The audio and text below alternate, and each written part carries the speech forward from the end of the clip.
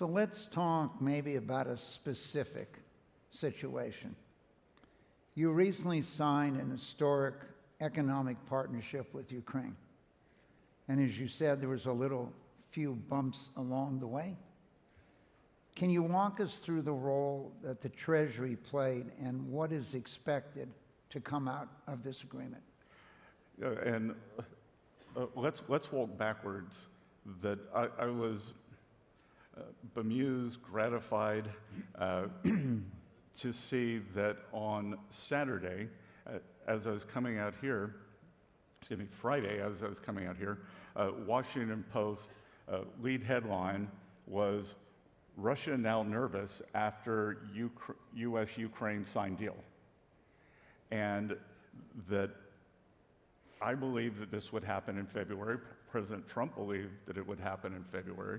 And this was President Trump's idea. He likes negotiating, as you know. A lot of people in this room probably know. And he likes creating negotiating leverage for himself. And the Ukraine investment partnership, the economic partnership, was his idea, and he believed that it would do several things. One, it would create more leverage for him with the Russian leadership when it was time to go to them. So the idea was start with Ukraine, sign a deal that shows that there is no daylight between the U.S. and the Ukrainian people. It would be a symbol to Ukrainian people that the U.S. is still there. It would be a symbol to a tired American public, skeptical of more financial commitments, that it was possible to have a shared prosperity with Ukraine.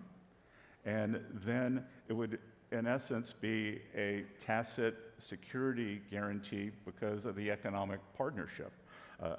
I went to, and just to give you the timeline, so he tasked me with drawing up the document, speaking with Ukrainians. I thought it was a good idea to actually go to Kyiv.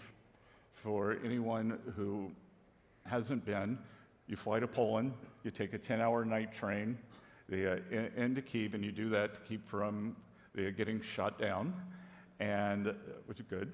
And everyone was saying, oh, like, this isn't a good deal, this isn't a good deal. And I said, well, if it's not a good deal, why did the Russians bomb Kyiv for the first time? So I went on February 10th.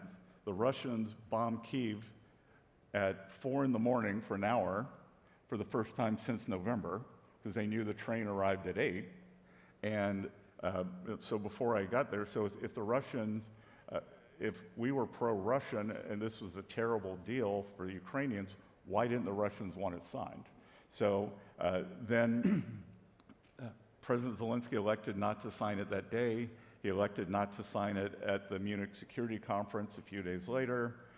There was a little incident at the White House some of you may have seen. President Trump called it great TV. And when the deal went south that day, and I actually think in terms of the final deal, and Mike, I'm sure everyone in this room has seen it, that sometimes the blow-up, you end up with a better deal. So February 28th was the blow-up in the Oval, and what was going to be signed that day was actually just a 4-page memorandum of understanding.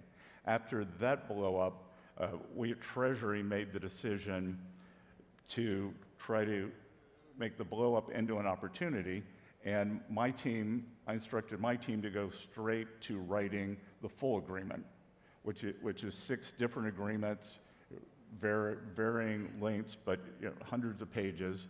So we worked on that document, and then when there was the kind of recovery and trust between President Trump, President Zelensky, after the meeting at the Vatican, we signed the deal a few days later. And look, I think it's win-win. What it is not is one of these rapacious Chinese deals. Sign here, it's loan to own. You're going to default on the debt. We're going to own all your minerals, and that's life. This is economic partnership. They put in assets. We put in capital from the DFC, American Best Practices and know-how, and it's 50-50. It's equity, not debt. And